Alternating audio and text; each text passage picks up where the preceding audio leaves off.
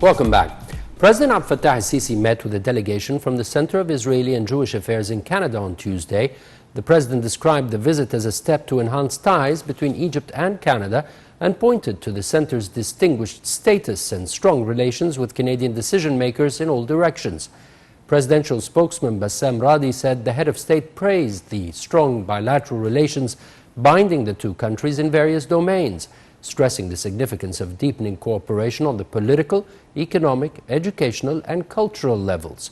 He noted that the president referred to the exchange of visits by high-ranking officials, especially the latest visit by the head of the Canadian Senate to Cairo last May.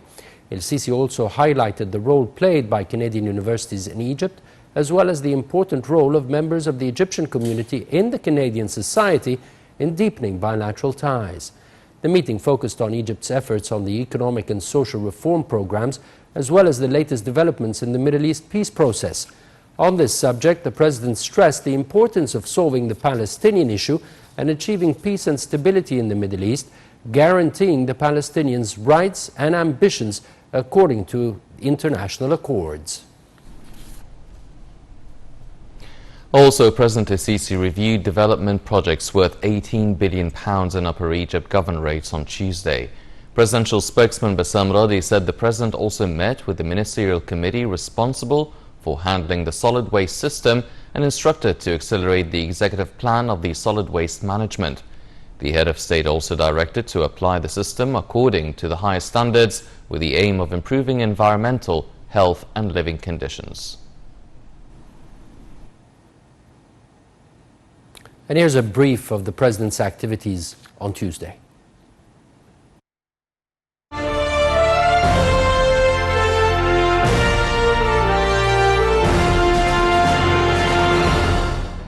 President Abdel Fattah al-Sisi met on Tuesday with Prime Minister Mustafa Madbouli, Minister of State for Military Production Mohammed al-Assar, Minister of Planning Hala Saeed, Minister of Local Development Mahmoud Sha'rawi, and Minister of Environment Yasmin Fouad, as well as head of the Arab Industrialization Authority Abdelmenem al-Tarras.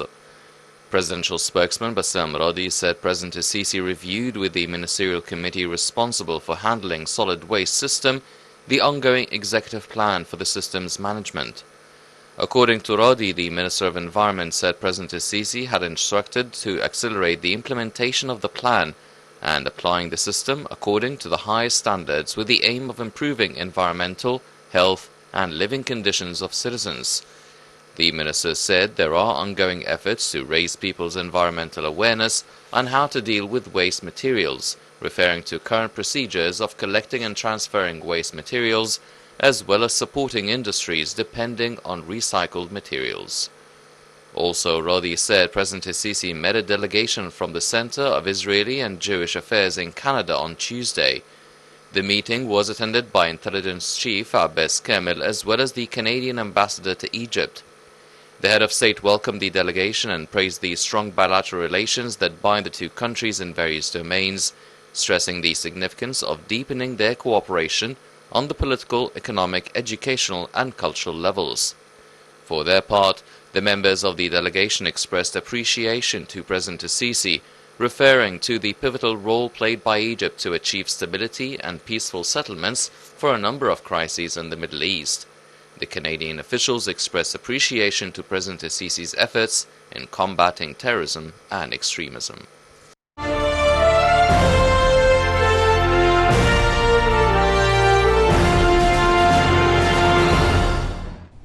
The Ministry of Interior announced on Tuesday that the national security apparatus unveiled a plot by elements of the fugitive terrorist group Brotherhood organization in Turkey aimed at hitting Egypt's economy. In a statement, the ministry noted that the plot planned to target vital installations around the country, as well as the armed forces, police and judiciary, to enable the group to return to the political scene through anarchy. It revealed that data received had shown that the plot included 3 networks to smuggle funds as well as wanted terrorists to European countries via Turkey. Those networks were tasked with providing funds for terrorists inside the country to carry out their attacks. The ministry also announced that fugitives affiliated to the terrorist group in Turkey were identified and that 16 terrorists involved in the plot were arrested in Egypt. a number of passports, national and foreign currencies, and organizational documents, including plans to commit attacks, were confiscated. The National Youth Conference launches its 8th round at the El Manara Conference Center in New Cairo next Saturday, with an expected attendance of 1,600 participants. The Presidential Youth Program members, as well as university students and graduates, are to attend the conference, besides young politicians and engineers working in national megaprojects. The one-day conference includes 3 sessions, including the Ask the President segment. During that session, President Sisi communicates directly with the audience and answers questions presented earlier through the website so as to raise public awareness related to ongoing developments in the country. Prime Minister Mustafa Madbouli met with a number of ministers and the head of the Development Authority for Small and Medium Enterprises to follow up on the implementation of the Decent Life Initiative. The Prime Minister confirmed full coordination between the government and NGOs to upgrade the standards of living in villages, achieve comprehensive development, improve services and create job opportunities. The Minister of Social Solidarity said that work in 145 villages would conclude by the end of the first year of the initiative. For their part, NGO officials said the work covers health, education and development fields.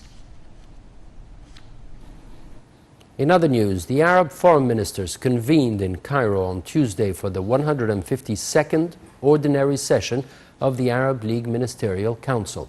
Following a consultative meeting, the agenda included the Palestinian cause, the Arab-Israeli conflict, and providing support for the Palestinian budget.